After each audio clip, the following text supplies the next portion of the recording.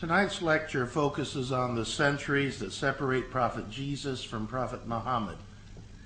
Specifically, we will look at four primary issues, the interpretation of which divides contemporary Christianity from Islam. These four issues are the mission and ministry of Jesus Christ, the crucifixion event, the nature of Jesus, and the nature of God.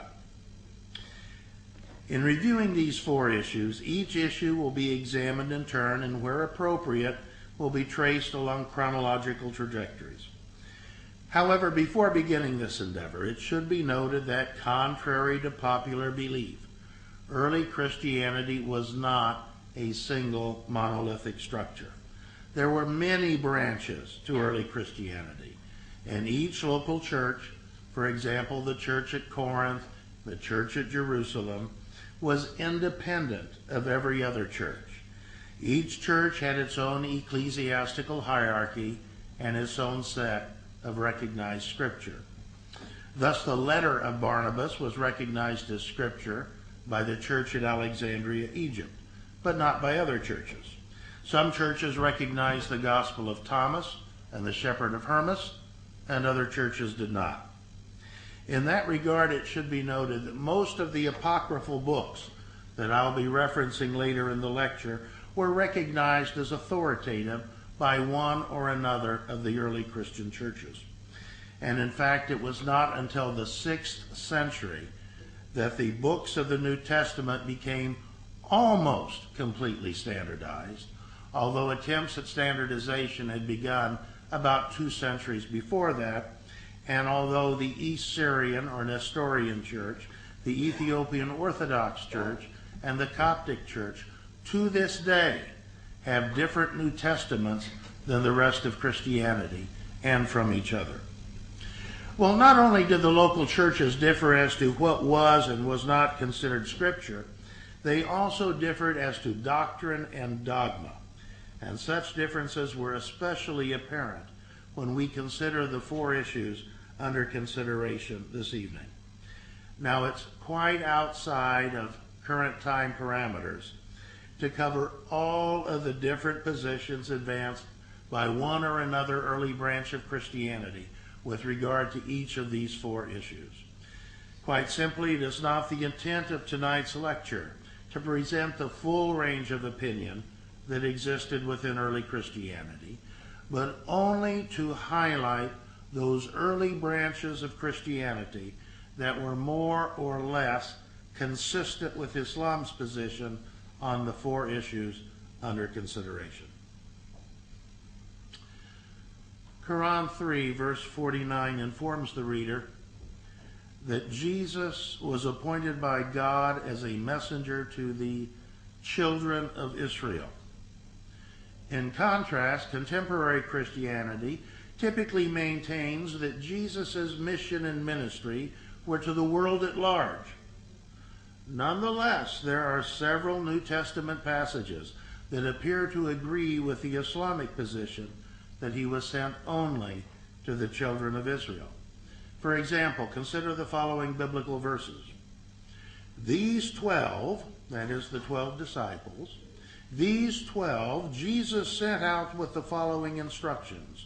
Go nowhere among the Gentiles, and enter no town of the Samaritans, but go rather to the lost sheep of the house of Israel. Matthew 10, verses 5 through 6. Jesus left that place and went away to the district of Tyre and Sidon. Just then a Canaanite woman from that region came out and started shouting, "Have mercy on me, Lord, Son of David. My daughter is tormented by a demon." But he did not answer her at all. And his disciples came and urged him, saying, "Send her away, for she keeps shouting after us." He answered, "I was sent only to the lost sheep of the house of Israel." But she came and knelt before him, saying, "Lord, help me." He answered, "It is not fair to take the children's food and throw it to the dogs." She said, "Yes, Lord, Yet even the dogs eat the crumbs that fall from their master's table." Then Jesus answered her, "Woman, great is your faith. Let it be done for you as you wish." And her daughter was healed instantly. Matthew 15, verses 21 through 28. Jesus reportedly said, "I was sent only to the lost sheep of the house of Israel." Well, we might also consider how the actual disciples of Jesus, as well as their immediate followers, continued Jesus' ministry after the end of his earthly sojourn. However, at this point, we must interject a very important proviso that is often overlooked, even though known by most contemporary Christians. Namely, that Paul, a former Pharisee and rabbi, once known as Saul of Tarsus, was never a disciple of Jesus, and apparently never even met Jesus during the latter's earthly ministry.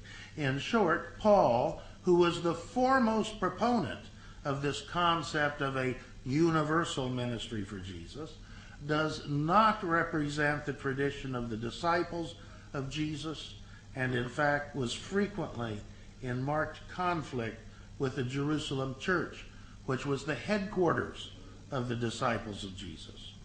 And this can be readily substantiated by turning to the New Testament.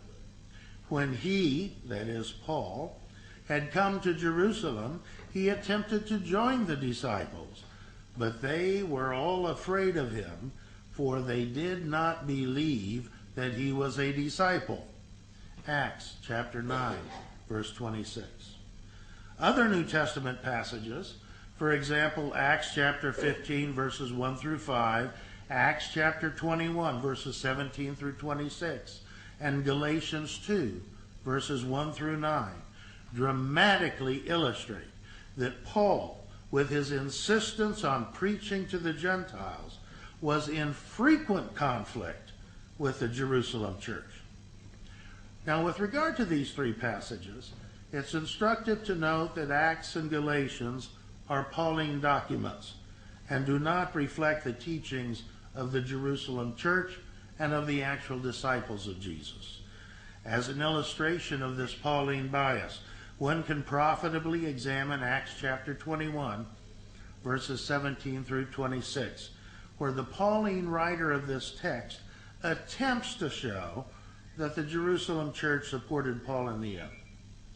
However, the fact of the matter was, as recorded in that very passage, the elders of the Jerusalem church made Paul undergo the temporary rites of being a Nazirite, meaning that he was made to purify himself and to pay penance for what he had been doing. Well, despite this Pauline bias, Acts does preserve a statement indicating what the actual disciples of Jesus and their immediate followers did when it came to preaching the message of Jesus. Now, those who were scattered because of the persecution that took place over Stephen traveled as far as Phoenicia, Cyprus, and Antioch. And they spoke the word to no one except Jews. Acts chapter 11, verse 19.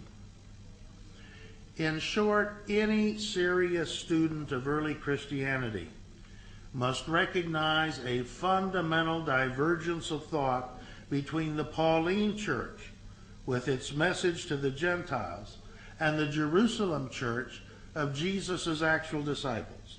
The latter restricted its message to the children of Israel, continued to worship in the temple in Jerusalem, and did not even call themselves Christians, a term that first arose in the Gentile church in Antioch, as witnessed by Acts chapter 11, verses 20 through 26.